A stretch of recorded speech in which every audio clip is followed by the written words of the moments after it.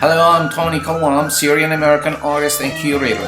I'd like to welcome you to ArtServe new exhibition entitled Emerging Art from War-Torn Syria, War and Hope. Part of our Cultural Heritage September 2020 event series, the American Days for Middle Eastern Arts and Culture.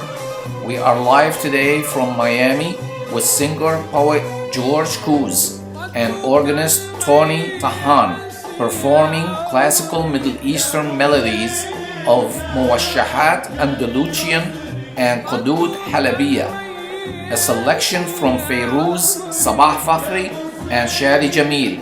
Join me now and enjoy the music. This is a special episode of ArtServe Live because we have a very special program in conjunction with our Syrian exhibition titled Emerging Art from War-Torn Syria, War and Hope. And tonight we're talking about Middle Eastern melodies. We're going to have a great performance. We're going to talk about the history. We have a very special program from the show Emerging Art from War-Torn Syria, War and Hope.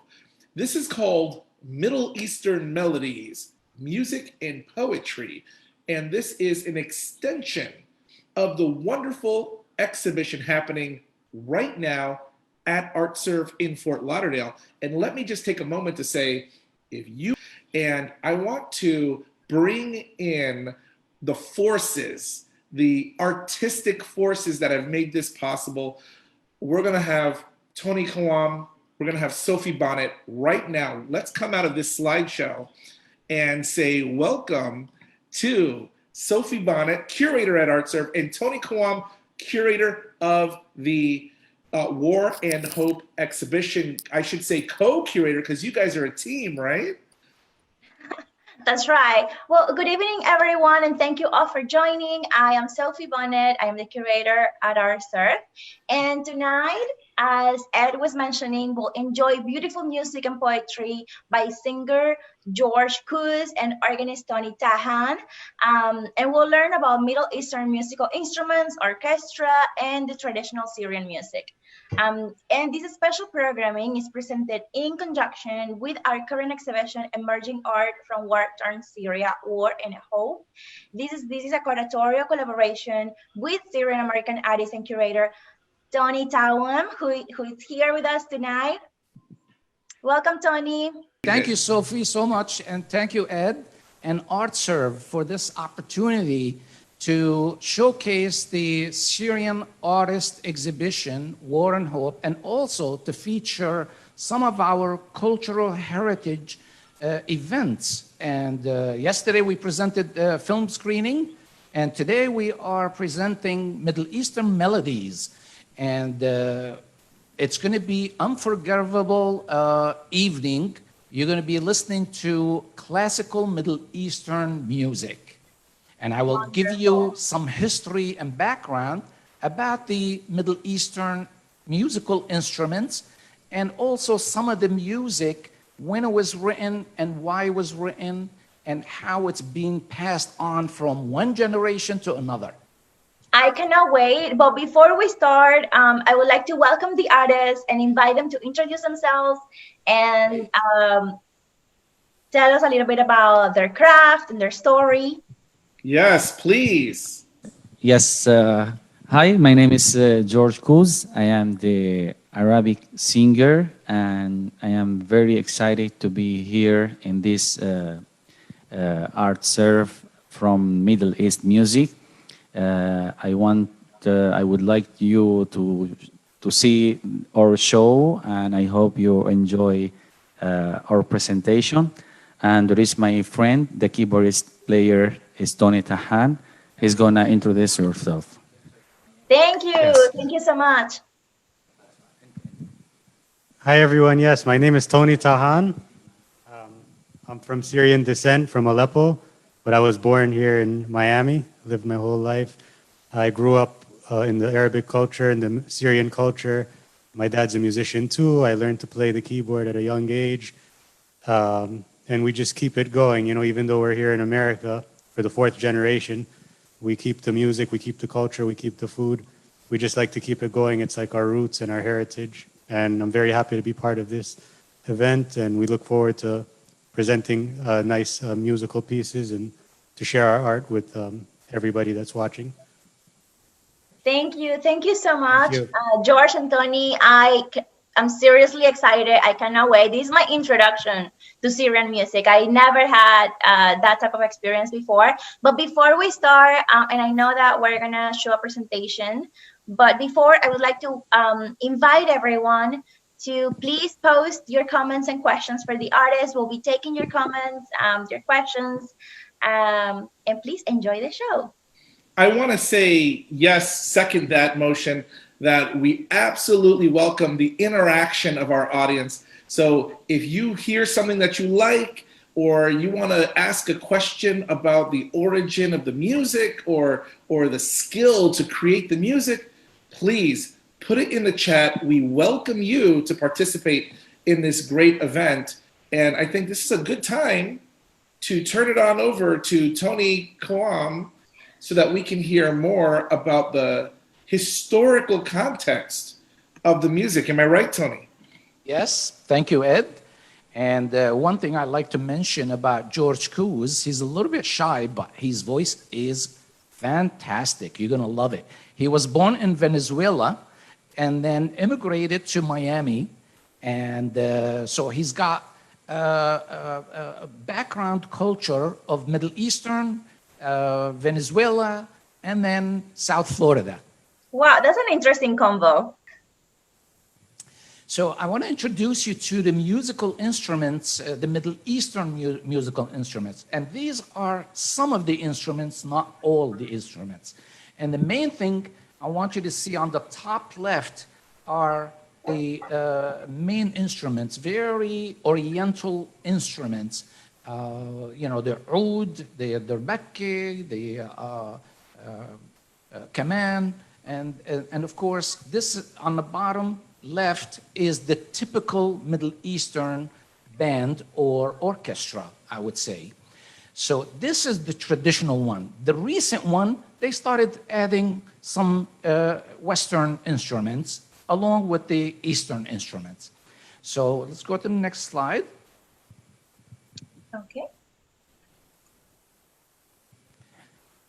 And I wanted to give you a little bit background about the Middle Eastern melodies. Now, people from the Middle East, regardless of what country in the Middle East or the Arab world, they all know Sabah Fakhri and Shadi Jamil. And of course, we will get to Fairuz in the next slide. But let's start with this slide here.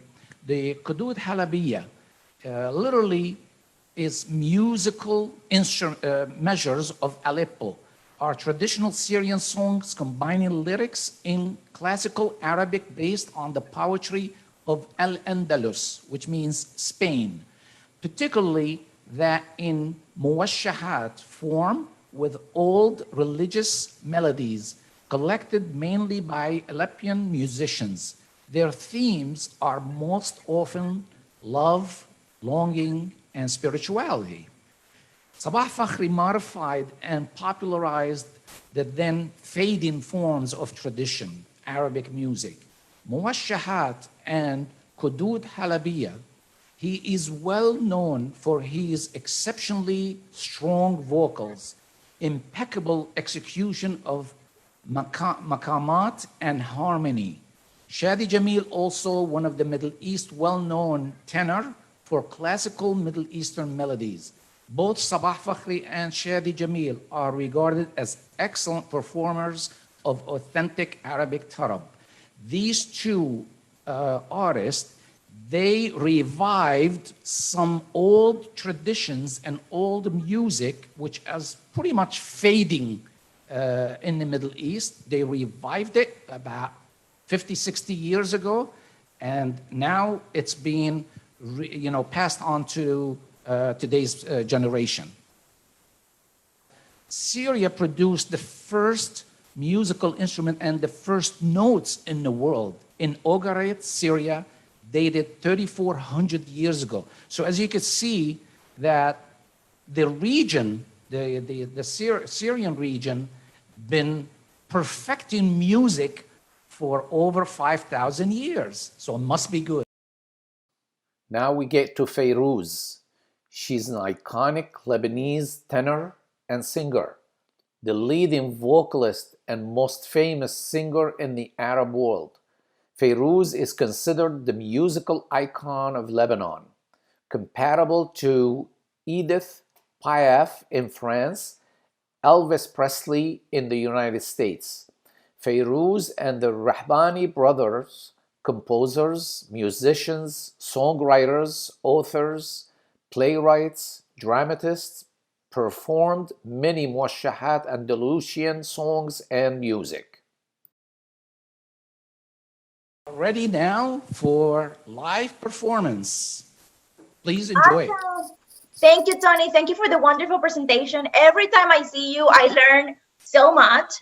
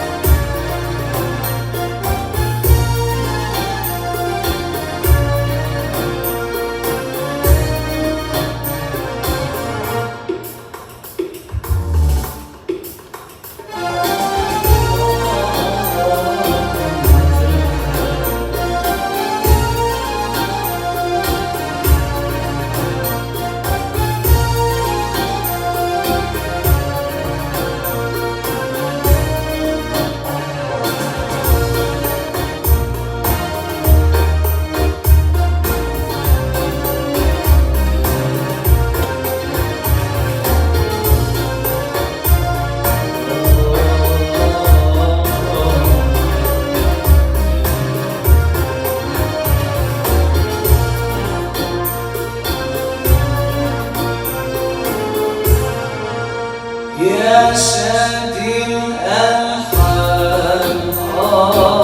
اسمعنا يا شادي الألحان اسمعنا ورنات العيدان يا لالي يا لالا يا لالي رنات العيدان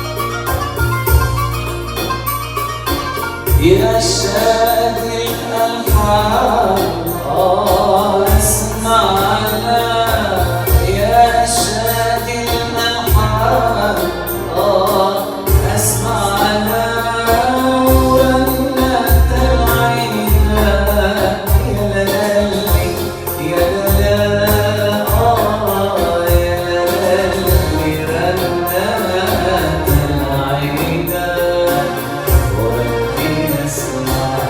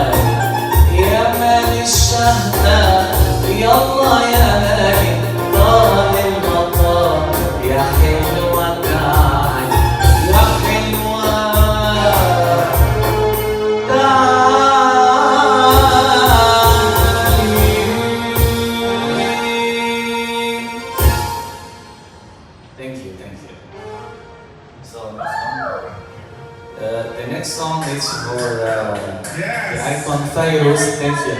Yeah. Fantastic. Thank you. Thank you. So next one is for Fairuz.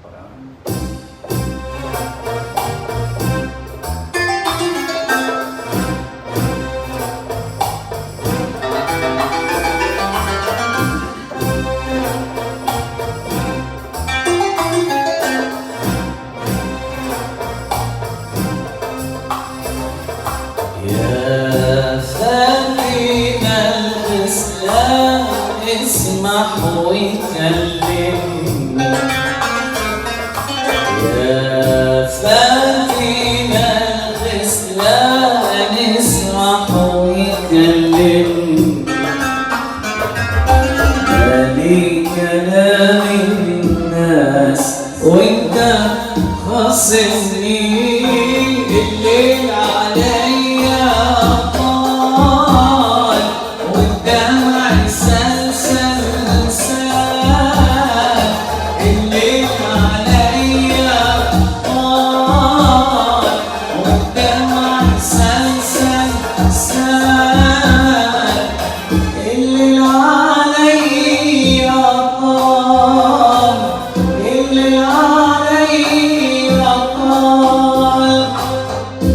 الليل عليا طال طال والدمع يسال سال الليل عليا طال والدمع يسال سال الليل عليا طال والدمع يسال سال وخدتك المياسر يا عمري يا مصين البال كان يدوري خدتك المياسر يا عمري يا مصين البال كان يدوري انت احلى الناس بغطري جنة سوار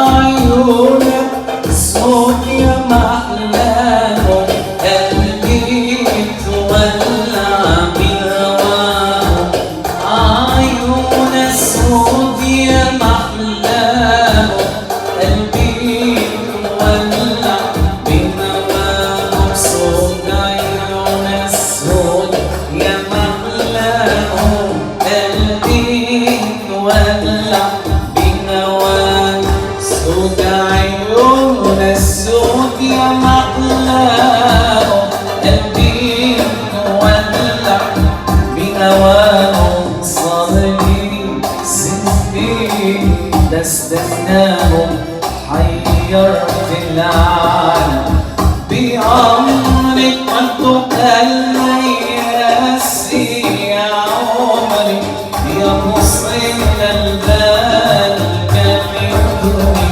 قلتك المياس يا عمري يا مصين البال كان يدوري انت احلى الناس بنظري جنة سوار يلا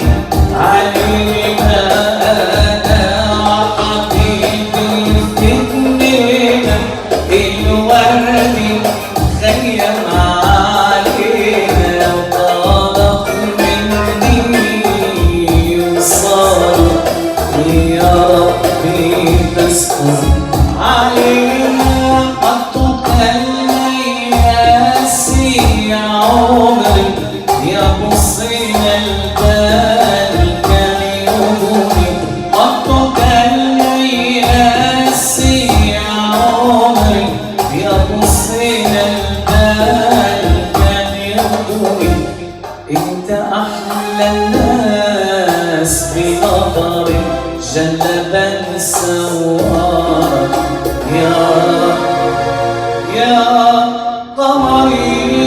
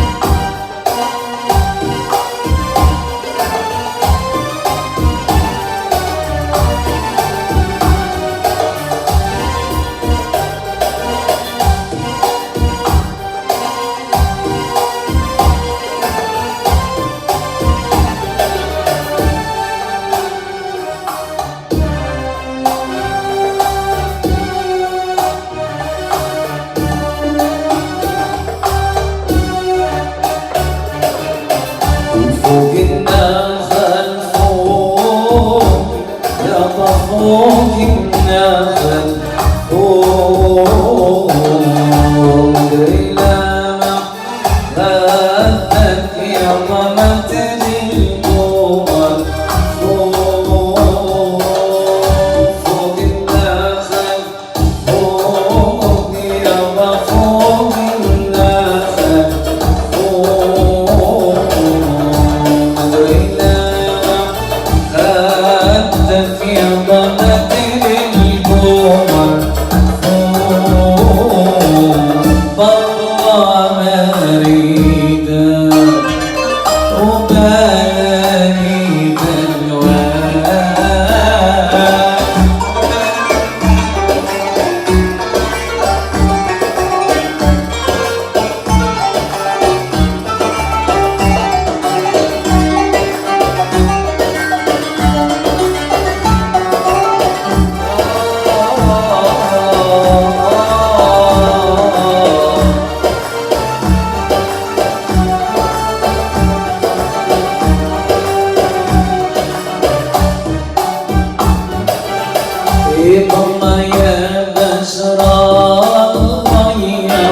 سلم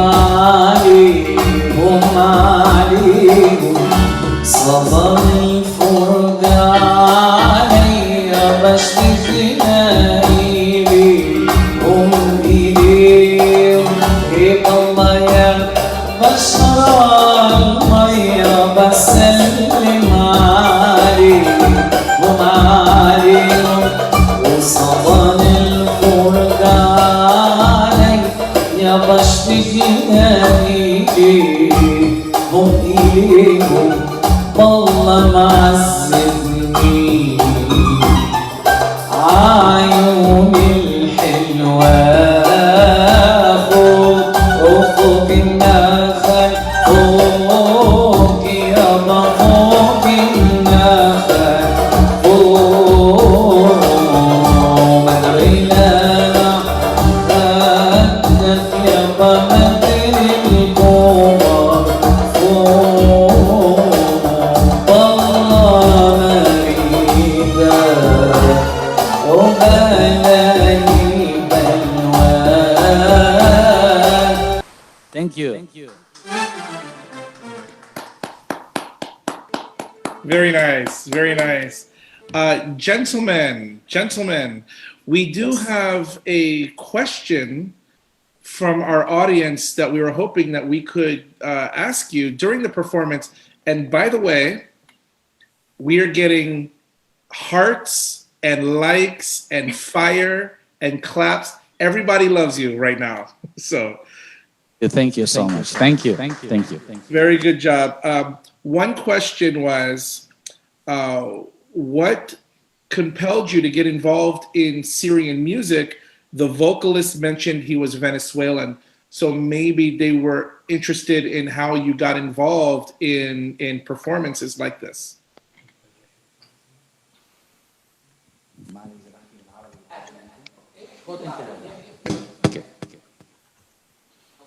he's gonna speak in Arabic and I will translate. Oh, please.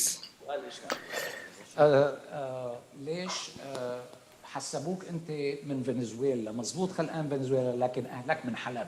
ايه سو قل لهم انت اهلك من حلب. انا الاصل هو من اهلي من سوريا من حلب الاساس، بس انا خلقان في فنزويلا وخلقت كل حياتي في فنزويلا، وتربينا بالموسيقى العربية، وأكيد تعلمنا الكولتور تبع فنزويلي الإسبانيش والعربي بنفس الوقت، بس أكيد أنا ميلت أكثر على التراث العربي أكيد. Okay, so his parents are from Syria, from Aleppo. And in Venezuela, there are many Syrian Lebanese community immigrated from the Middle East to Venezuela way back in the 50s and 60s and 70s. So he was born in Venezuela to Syrian family. He was raised on traditional Middle Eastern music, food, and culture.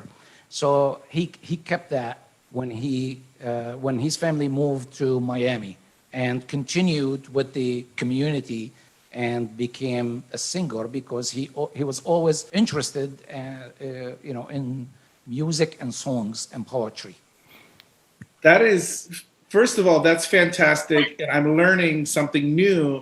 I did not know that there was a Syrian community in Venezuela. I never would have thought that. That's fantastic. And then also for the person who asked the question, for Zephora, thank you for your question. And we encourage all of our other guests, please write us a question. We want to ask as many questions as we can. So I want to invite the band to please perform some more if you have more music for us.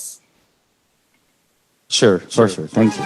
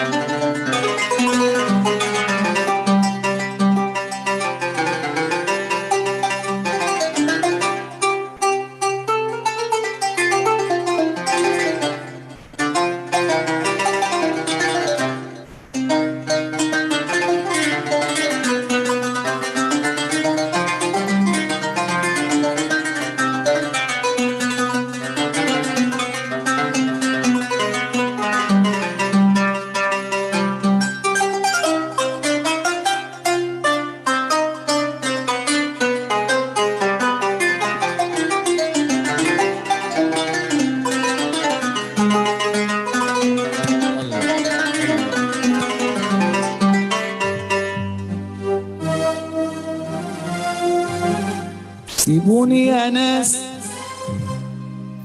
بحالي أروح مطرح ما أروح. سيبوني يا ناس بحالي أروح مطرح ما أروح. ده غزالي وفا عزالي خلاني لوحدي أتوه. ده غزالي وفا عزالي خلاني لوحدي أدوه. سيبوني وكان ما بعت له جرالي ولا يقبل رجاء. كان ما بعت له جرالي ولا يقبل رجاء. وعامل وانا بميله بالسر وما اقدرش ادوم. بعمله وانا بميله بالسر وما اقدرش ادوم. سيبوني العزوبية طالت عليا العزوبية طالت عليا قومي خد بيلي يا ماما وحدي صبية قومي خد بيلي يا ماما وحدي سورية العزوبية طالت عليا العزوبية طالت عليا قومي خد بيلي يا ماما وحدي صبية قومي خد بيلي يا ماما وحدي صبية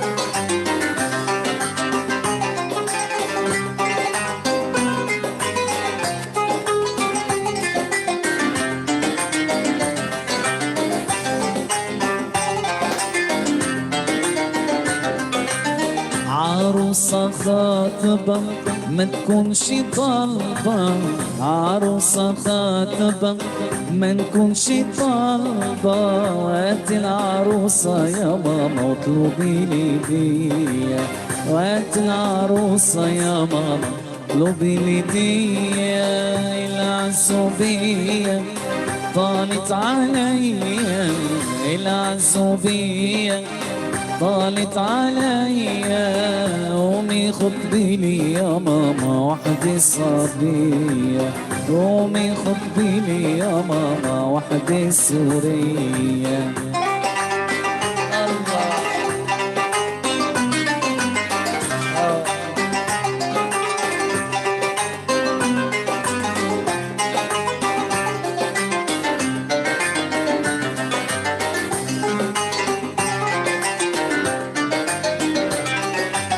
عروسة خاطبة ما تكونش طالبة عروسة خاطبة ما تكونش طالبة وقت العروسة يا ماما واطلبي لي دية هات العروسة يا ماما واطلبي لي دية العزوبية طالت عليا العزوبية طالت عليا قومي خد بيلي يا ماما وحدي صبية قومي خد بيلي يا ماما وحدي صبية قومي خد بيلي يا ماما وحدي حلبية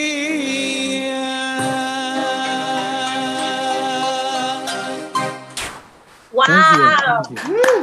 Thank you. It's okay. So It's okay. Sophie, this All right, is this has been a wonderful presentation. I feel like our audience has really enjoyed this, and the hearts and the likes and the emojis have been coming in. What did you think, Sophie? Lots of hearts, lots of emojis. I had a blast with this immersive cultural experience. And I mean, I would love to play some of this music during the exhibition when we do when we do the tours, don't you think? Absolutely. Yes, I agree with you. And that was the plan actually before COVID-19. But unfortunately, we had to do it online, which is good too, because we get larger audience here. So these songs are really taking us to heaven, and it's going to bring us back to earth very soon. So please do enjoy it.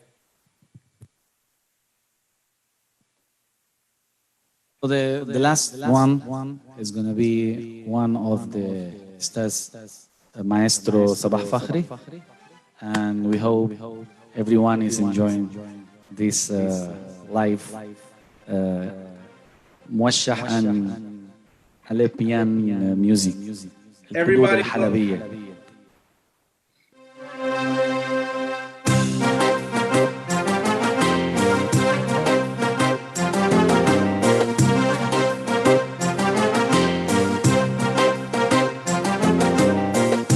Aman aman aman aman aman aman aman aman aman aman aman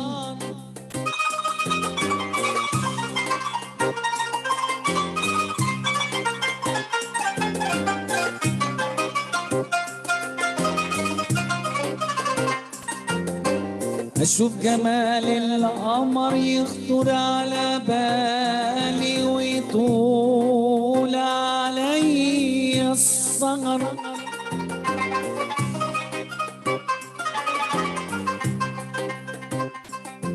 أشوف جمال القمر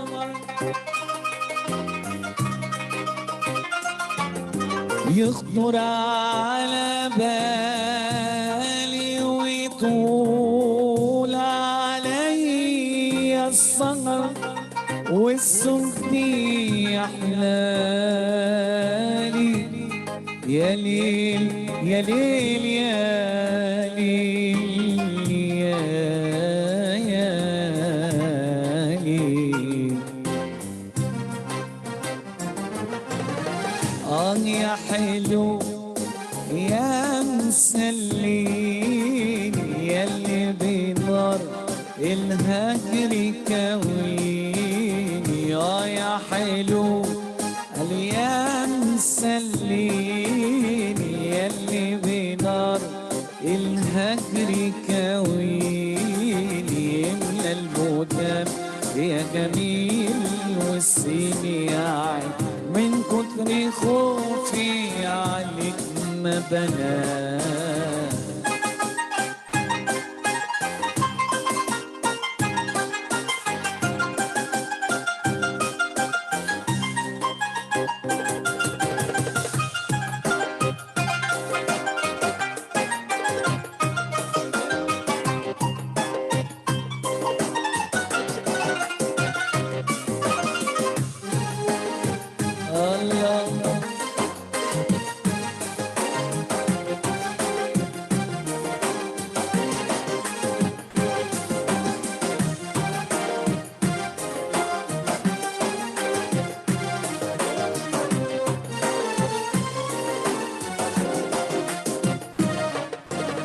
ومن الشباك لروي لك حالي ومن الشباك لروي لك حالي ومن الشباك لروي لك حالي ومن الشباك لروي لك حالي ومن الشباك لروي لك حالي يا عين حاس الدلال والحسن ده كل يا حلو سيدي يا مسلين ياللي بنار الغدر كوين يا حلو يا حلو يا مسلين ياللي بنار الغدر كوين املى المدام يا جميل والسين يعني من كتر خوفي عليك ما بنام يا الله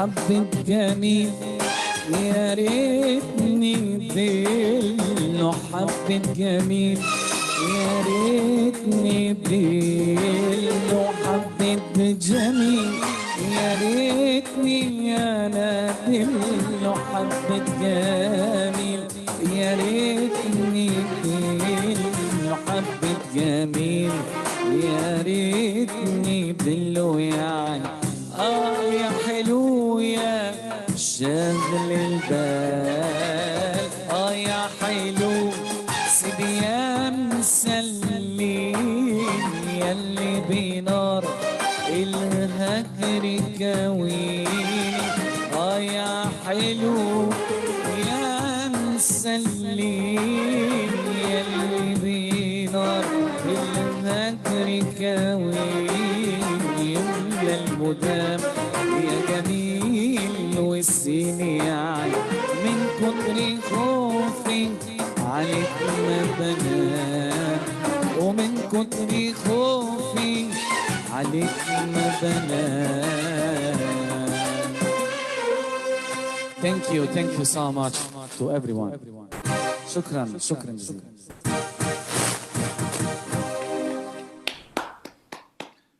Fantastic. Well done. Well done. That was amazing. That rhythm is so contagious. Yes, it is. It's awesome. I know that we have a couple of comments on Facebook. People are asking, where can I find your music online? Well, Sophie, I want to let you know that I did a search while they were playing to answer that question, and I want to ask, is this correct? I went to YouTube and I searched George Kouz, and I see all sorts of videos, wedding videos. Is that correct? Yes.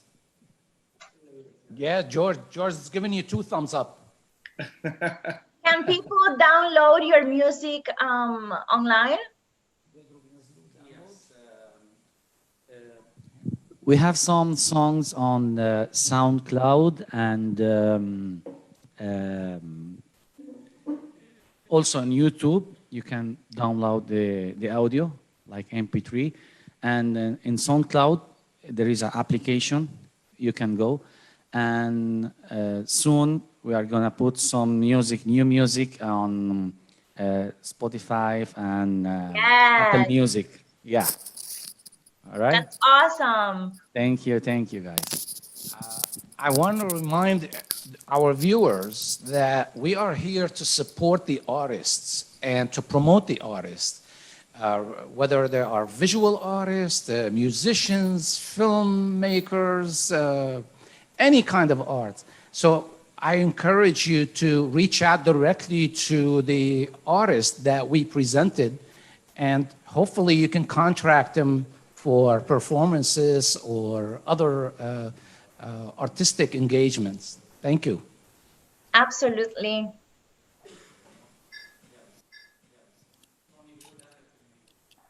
Well, Sophie, this has been an awesome evening. We've had a great presentation of Middle Eastern melodies, but can you do me a favor and remind our audience at home, how can they actually see the exhibition in person? Well, the exhibition is open for view. It's on view until October 23rd. This is an amazing show, everyone. To book a tour, you can tour the exhibition with Tony or by yourself. Just go to Eventbrite, getting into the gallery. So please reach out. You really don't want to miss this show. And I'm glad that you said that, because I put that in the Facebook chat, Sophie's email address, but also that we are open from 9 to 5 with an appointment. And that's very important. That is correct, yes. With an appointment.